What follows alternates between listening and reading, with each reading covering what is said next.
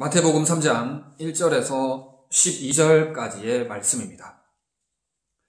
그때에 세례 요한이 이르러 유대 광야에서 전파하여 말하되 회개하라 천국이 가까이 왔느니라 하였으니 그는 선지자 이사야를 통하여 말씀하신 자라 일렀으되 광야에 외치는 자의 소리가 있어 이르되 너희는 주의 길을 준비하라 그가 오실 길을 곧게 하라 하였느니라. 이 요한은 낙타털 옷을 입고 허리에 가죽띠를 띠고 음식은 메뚜기와 석청이었더라. 이때에 예루살렘과 온 유대와 요단강 사방에서 다 그에게 나와 자기들의 죄를 자복하고 요단강에서 그에게 세례를 받더니 요한이 많은 바리새인들과 사두개인들이 세례 베푸는 대로 오는 것을 보고 이르되 독사의 자식들아 누가 너희를 가르쳐 임박한 진노를 피하라 하더냐. 그러므로 회개에 합당한 열매를 맺고 속으로 아브라함이 우리 조상이라고 생각하지 말라. 내가 너희에게 이르노니 하나님이 능히 이 돌들로도 아브라함의 자손이 되게 하시리라. 이미 도끼가 나무 뿌리에 놓였으니 좋은 열매를 맺지 아니하는 나무마다 찍혀 불에 던져지리라. 나는 너희로 회개하게 하기 위하여 물로 세례를 베풀거니와 내 뒤에 오시는 이는 나보다 능력이 많으시니 나는 그의 신을 들기도 감당하지 못하겠노라. 그는 성령과 불로 너희에게 세례를 베푸실 것이요 손에 키를 들고 자기의 타작마당을 정하게 하사 알곡은 모아 곳간에 들이고 죽정이는 꺼지지 않는 불에 태우시리라. 아멘. 회개의 완성, 회개에 합당한 열매라는 제목으로 하나님의 말씀 전하겠습니다. 회개의 완성, 회개에 합당한 열매. 여러분들 코로나19가 계속해서 우리의 삶을 위협하고 있는 가운데 있습니다. 서울 경기도권은 지금 비상사태에 돌입을 한 것 같은데 여러분들도 늘 안심하지 말고 영적으로나 육적으로나 깨어 정신을 차리고 기도하면서 이 위기의 때를 하나님의 지혜로 잘 감당해 나가는 여러분들 다 될 수 있기를 바랍니다. 여러분들을 위해서 계속해서 기도하고 있습니다. 여러분들도 함께 기도하고 있는 줄 믿습니다. 서로 권면하고 서로 기도함으로 말미암아 승리하는 우리 모든 청년대학부 지체들 다 될 수 있기를 진심으로 바랍니다. 예수님의 본격적인 사역에 앞서서 세례 요한이 등장하고 있습니다. 세례 요한은 길을 준비하는 자이고 예수님은 그 길 자체가 되십니다. 세례 요한은 복음의 통로이지만 예수님은 복음 그 자체가 되십니다. 세례 요한의 메시지는 회개하라 천국이 가까이 왔느니라입니다. 회개하라라는 문자적인 뜻은 생각을 바꾸다, 마음을 고치다라는 뜻입니다. 유대인들은 아브라함의 혈통적 자손이기만 하면 천국에 들어갈 수 있다고 생각을 했습니다. 그래서 9절에 속으로 아브라함이 우리 조상이라고 생각하지 말라. 내가 너희에게 이르노니 하나님이 능히 이 돌들로도 아브라함의 자손이 되게 하시리라 했습니다. 아브라함의 혈통적으로 아브라함의 자손이기만 하면 된다 하는 그 유대인들의 생각을 세례 요한이 지금 바꾸라는 것입니다. 고치라는 것입니다. 그 생각을 뜯어 고치라는 것입니다. 그 고정관념을 고치라는 것입니다. 혈통이 우리를 천국으로 인도하는 것이 아닙니다. 가문이 좋아야겠지만 가문이 우리의 믿음을 보증하는 것이 아니다라고 이야기를 하면서 세례 요한은 잘못된 고정관념을 가지고 있고 올바른 믿음을 가지고도 있지 않는 유대인들을 향해서 회개해라. 너희들의 생각과 그 잘못된 고정관념을 뜯어 고치라고 이야기를 하고 있는 것입니다.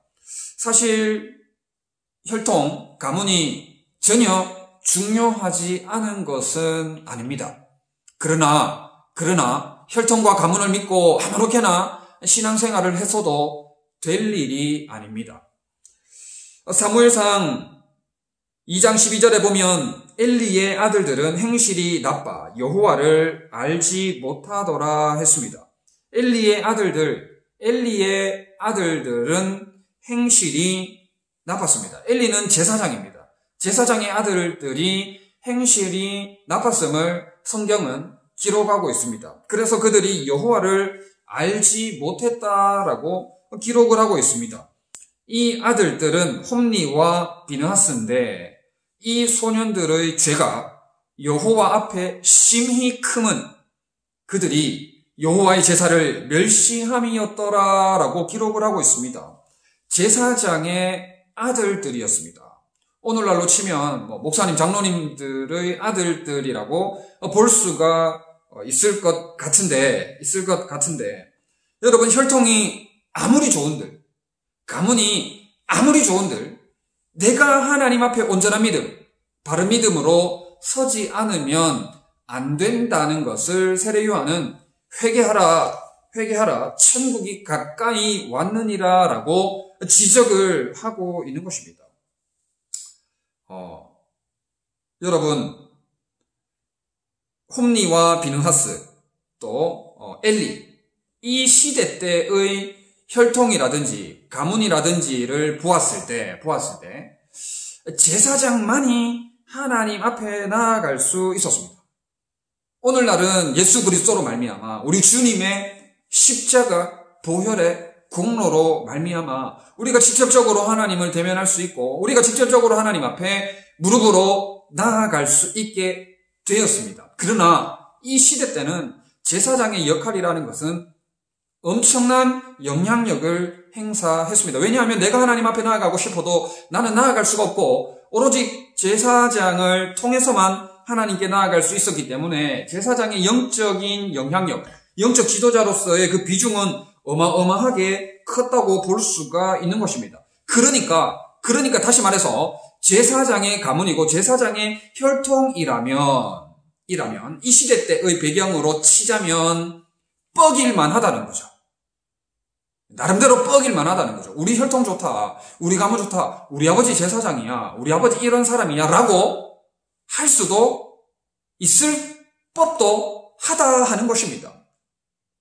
그러니까 이 엘리의 입장, 홈니와 비느하스의 입장에서 볼 때 그랬다면 유대인들의 입장에서도 어떻게 보면은 우리 조상이 아브라함이야.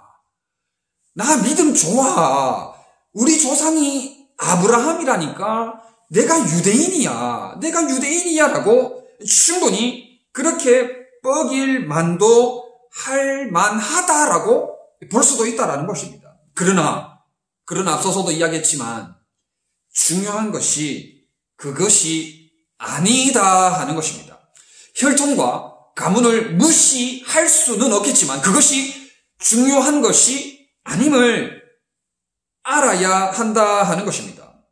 혈통을 믿고 마음대로 살다가 아버지 믿고 마음대로 살다가 뺑 믿고 함부로 살다가 집안 전체가 엘리의 집안 전체가 통으로 날아가 버리는 하나님의 저주가 임하게 되었던 것을 보게 됩니다. 사무엘상 2장 31절에서 34절을 읽겠습니다. 보라, 내가 내 팔과 내 조상의 집 팔을 끊어 내 집에 노인이 하나도 없게 하는 날이 이를지라. 이스라엘에게 모든 복을 내리는 중에 너는 내 처소의 환난을 볼 것이요 내 집에 영원토록 노인이 없을 것이며 내 제단에서 내가 끊어버리지 아니할 내 사람이 내 눈을 쇠잔하게 하고 내 마음을 슬프게 할 것이요 내 집에서 출산되는 모든 자가 젊어서 죽으리라. 내 두 아들 홈니와 비느하스가 한날에 죽으리니 그 둘이 당할 그 일이 내게 표징이 되리라 라고 말씀하고 있습니다. 여러분, 하나님께서 엄청난 저주를 내리고 있음을 보게 됩니다. 뺑 믿고 마음대로 살다가 아버지 믿고 혈통 믿고 가문 믿고 마음대로 살다가 혈통 믿고 한편으로는 안심했을는지 모르겠는데 혈통 믿고 그렇게 살았다가 하나님의 무겁고도 두려운 엄중한 저주를 받게 되었던 것을 보게 됩니다. 여러분, 이스라엘에게 모든 복이 내리는 중에 이스라엘 전체에게 복이 내리는데 엘리의 집안에만, 너네 집안에만, 엘리의 집안에만 환란을 볼 것이요 노인들이 싹 없어질 것이며 출산하는 모든 자가 젊어서 죽을 것을 하나님이 말씀하고 계시다 하는 겁니다. 여러분, 그러니까 혈통과 가문 전혀 믿을 것이 못 됩니다. 혈통과 가문을 전혀 믿을 것이 못 되고 정말 진실로 진정으로 전심으로 내가 하나님 앞에 바르게 서 나가야 하는 것입니다. 여러분, 내가 우리 집안이 아니라 내가 하나님을 믿고 그 믿음을 순종으로 표현하는 믿음의 증거가 있어야 하는 것입니다. 그래야 아브라함의 신앙적인 자손이 될 수가 있는 것입니다. 유대인이 돌멩이쯤으로 취급하던 이방인이라도 믿음을 가지면 아브라함의 신앙적 후손, 곧 천국 백성 하나님의 자녀가 될 수 있는 것입니다.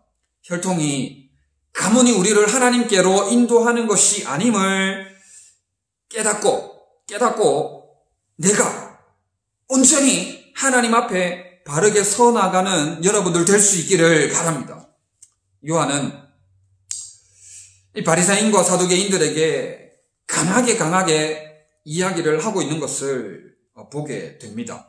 믿음과 믿음의 증거인 순종이 없다면 혈통적으로 아무리 좋더라도, 혈통적으로 아무리 유대인이라도, 스스로 의롭다고 여기는 바리새인과 사두개인이라도 믿음과 믿음의 증거인 순종이 없다면 아브라함의 자손이기는커녕 뭡니까?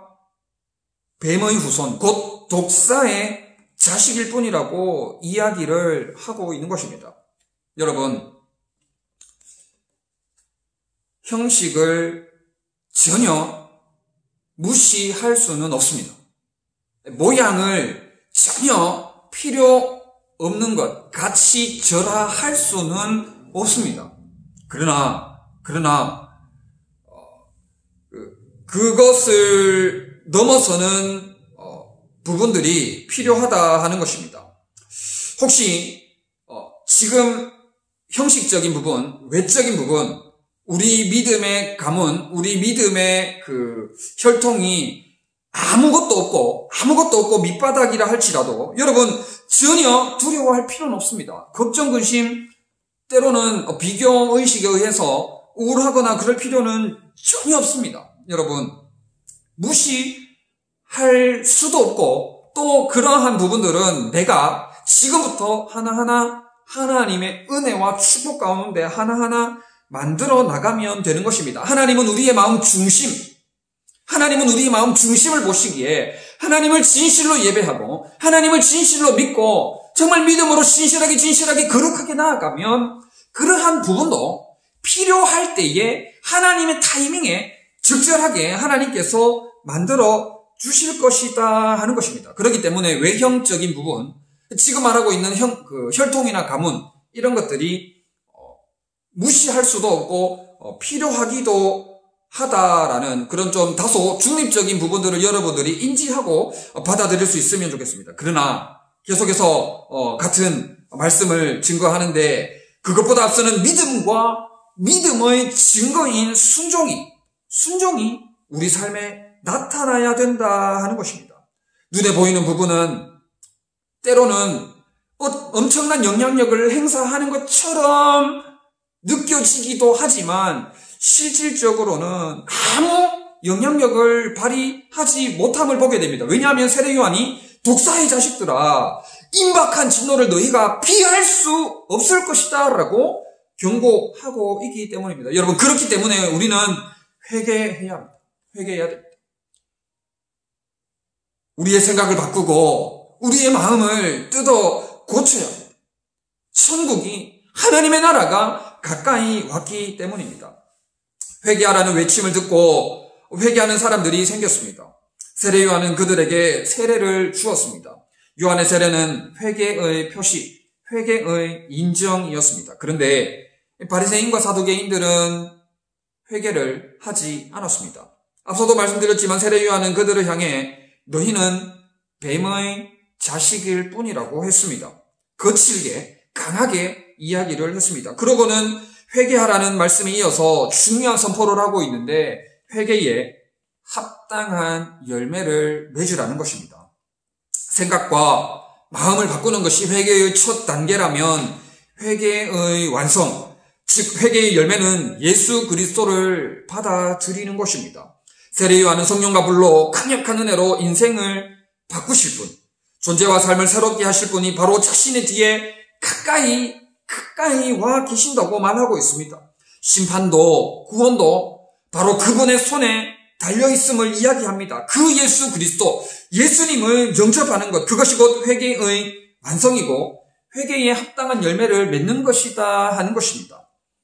그러나 그럼에도 불구하고 유대인들이 말귀를 알아듣지를 못하고 있습니다. 세례 요한이 이렇게 강하게 이야기하고 있음에도 불구하고 유대인들이 알아듣지를 못하고 있습니다. 혈통만 의지하고 있습니다. 가문과 혈통, 겉으로 보이는 모양만 드러내고 자랑하고 의지하고 있습니다. 혈통과 가문이 모든 것들을 보장한다고 생각을 하고 있으니까 참으로 답답할 노릇이고 잘못된 생각으로 그릇된 고정관념으로 신앙생활을 하고 있는 것입니다. 너무나도 심각한 수준이고 참으로 답답할 노릇인 것입니다. 주님을 영접하지 않고 예수님을 받아들이지를 않는 것입니다. 주에게를 준비하지 않고 그가 오실 길을 곧게 하지도 않습니다.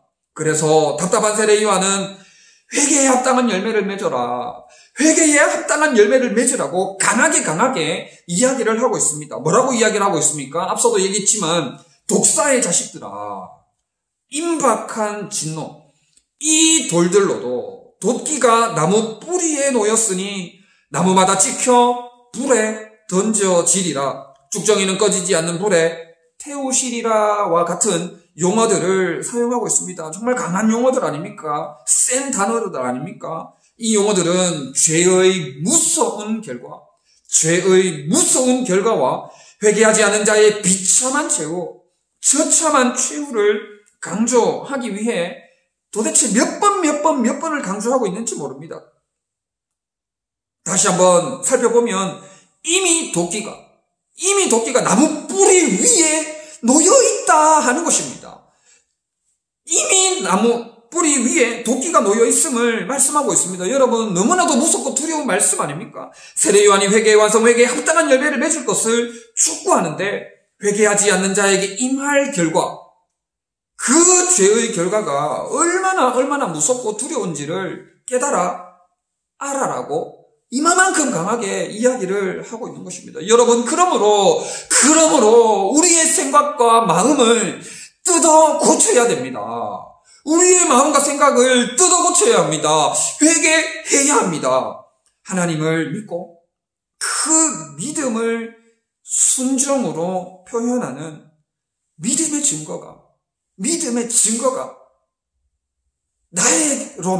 나로부터 나타나야 된다 하는 것입니다.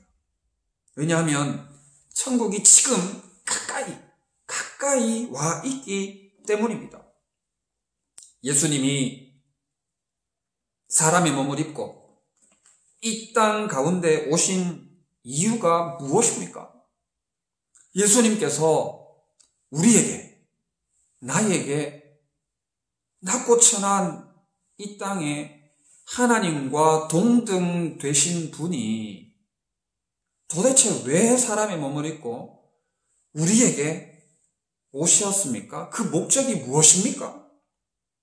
우리로 생명을 얻게 하고 더 풍성하게 얻게 하기 위해서 그렇게 오신 것입니다. 세례 요한을 통해서 제발 유대인들아, 정신 차려라. 정신 좀 차려라. 유대인들아, 제발 좀 정신 차려라. 니네 끝이야. 회개하지 않으면, 회개에 합당한 열매 맺지 않으면 끝이야. 이 돌들로도 내 자손이 되게 할 수가 있다니까. 돌들로도 내 자손이 되게 할 수가 있어. 유대인들아, 도끼가 지금 나무 뿌리 위에 놓여져 있다니까? 지금 잠깐 힘주면 끝이야. 힘주면 끝이야. 도끼로 찍어버릴 거야. 불태워버릴 거야. 니네 정말 끝이야. 니네 정말 끝이야. 라고 지금 예수님께서 세례 요한을 통해서 이렇게 지금 우리들에게 무섭고도 두렵게 강하게 말씀을 하시고 있는 것입니다. 여러분, 예수님이 정말 유대인들 그냥 쳐 죽여버리시려고 이렇게 말씀하시는 겁니까? 그냥 싹 쓸어버리려고 작정하시고 이렇게 말씀하시는 겁니까? 그렇지 않지 않습니까? 여러분, 계속해서 우리가 출애굽기도 그렇고 민수기 여러 차례 말씀들을 나눴지만 우리 하나님은 사랑이 한이 없으신 하나님입니다. 진노 중에라도 긍휼을 베푸시는 사랑이 한이 없으신 하나님이 우리 하나님이 되십니다. 우리를 극진히 사랑하시는 아버지가 되시는 하나님이십니다. 그러니까 다시 말해서 이마만큼 강하게 경고 또 경고를 하는 것은 반복해서 경고를 하는 것은 제발 신앙생활 지금처럼 하면 안 된다. 제발 신앙생활 지금처럼 하면 안 된다. 그 말씀을 하고 계시는 겁니다. 제발 신앙생활 지금처럼 하지 말고 제발 좀 깨닫고 제발 이제는 앞으로 좀 잘하자. 제발 좀 잘하자. 이제는 잘할 수 있겠지. 잘하자.